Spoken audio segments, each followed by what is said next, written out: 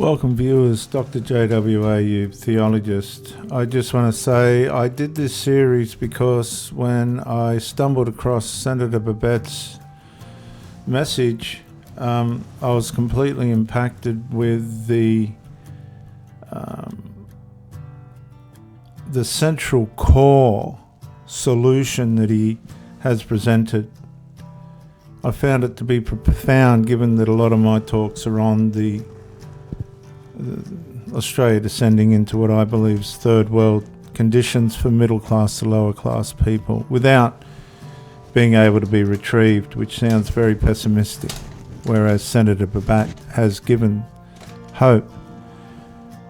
This is the final episode of this series, regrettably. I would like to applaud Senator Babet. And in this final episode, it is titled, When Courage Became Contagious. The Civilisation, viewers, does not recover because decline suddenly becomes impossible. It recovers when ordinary people stop believing that resistance is futile. These are basic things. I'm not a radical. This is a basic, simple things. We've got to recover moral courage. We've got to proudly assert the superiority of Western values. We need to refuse to be silent by a woke but very vocal minority. You are the majority, not them. They are in the minority, but they're just very, very loud. That's the difference. And above all, we need to embrace the Christian foundations that made all of these things possible, all of our liberties possible. You know, politics needs Jesus Christ because without him, politics becomes idolatry. That's what happens. Without Christ, the state becomes your God. The family becomes optional. Truth becomes negotiable. Freedom becomes conditional. And human dignity becomes whatever the powerful people say that human dignity is. That's what happens. But with Christ, politics is put back in its proper place.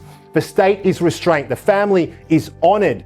The weak are protected. And most importantly, truth is defended. Truth is defended. The human person is not seen as a unit of production. They're not seen as that. They're not seen as a voting block or a carbon emitter or a digital identity, but as a human, a soul made in the image of God. That's what it is. If you remove the soul from the body dies, right? Remove Christianity from the West, from a Western civilization, take it out, and our legal systems, our parliaments, our liberties, they may survive for a little bit, trading on inherited strength, trading off the fumes of a bygone era, but eventually it's going to rot into a hollow shell. That's what's going to happen. We're trading off the fumes of the past right now. We need to reverse back. But yes, we can arrest the decline of Western civilization. I think we can. But not by tinkering at the edges, not by trusting the bureaucrats to come and save you. They're not coming to save you. Not by surrendering our children to activists. Not by replacing, this is very important, not by replacing God with the state. It's what they're trying to do. They're trying to replace God with the state. The absence of Christianity, it doesn't mean like a secular world where we all hold hands and sing Kumbaya. That's not going to happen. They're going to replace it with something else. I'd rather have Christianity than that something else. We stop the decline by returning to Christ, by restoring the family, reclaiming education, defending national sovereignty, recovering the moral courage to say what is true. You have to say what is true, even if it costs you, even if your family and friends get upset at you. Spend the time, speak to them. When they say that men can get pregnant, just say, look, no, they can't. I'm not going to indulge in this delusion. They can't. I'm happy for someone to live as they want to live. It's a free country, fine. But this is a delusion. It's not okay. You know, men cannot get pregnant. And Viewers, in Senator Babet's final chapter of this series I created, he presents a national recovery plan built around lower taxation, protection of cash, resistance to excessive digital control, free enterprise, strong families, educational renewal, national sovereignty, and moral courage. Senator Babet's speech places Christianity at the centre of that vision, arguing that faith restrains political power, and he's right. It protects human dignity and prevents the state from becoming the highest authority. His closing message is not despair but responsibility.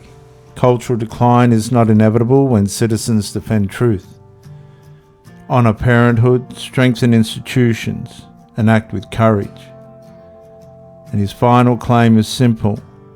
Courage spreads when someone chooses to stand first. Women do not have penises. We must, sorry kids, but we must speak the truth. You know, this world, what does it demand? It demands fathers who lead again, must lead. It demands mothers who are honoured, honour motherhood. It demands teachers who tell the truth, churches that will preach without apologising for it, and leaders who remember that every nation either bends towards God or away from God and towards decay. That's it. So, you know, when we leave this place tonight, please come and say hi. We'll take a photo, shake hands, have a chat. But when we leave this place tonight, you know, don't have fear in your heart. Don't have despair. But instead have a burning confidence. Okay, have a burning confidence.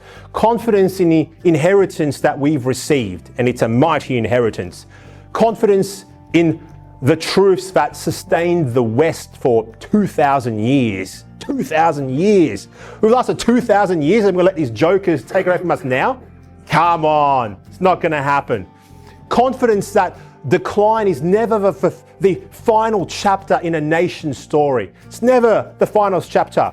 You know, when we in this room find courage to stand up, when we can look the cultural wreckers and the vandals in the face, and we can return to what is good, what is right, what is true, we can save our country. We can, more than our country, we can save our civilization. We can. And one thing that I'll close off with is this, you know, guys, courage is contagious. Okay, when you're courageous, others will feed off that, and they will be strong as well. Anyway, God bless you, God bless Australia, and Christ is King. Viewers, decline is never the only future available. A nation can recover, a culture can remember. Australia can stand again because courage is contagious, as Senator Babet told us. In closing this series, Senator Babet's speech began with a warning. It ends with a choice. Fear or courage, silence or truth, decline or renewal. The future is not protected by spectators, it's protected by people willing to stand. And I just want to thank Senator Babet for putting this talk on his YouTube channel, which is in the description of every episode, because it's been one of the most powerful and soul-encouraging speeches I've ever heard from a politician to date. Senator Babet, political Hulk, not destroying Australia, saving it. I'm Dr. JW. Thanks for coming. I hope you enjoyed this and made it to the end. Bye for now.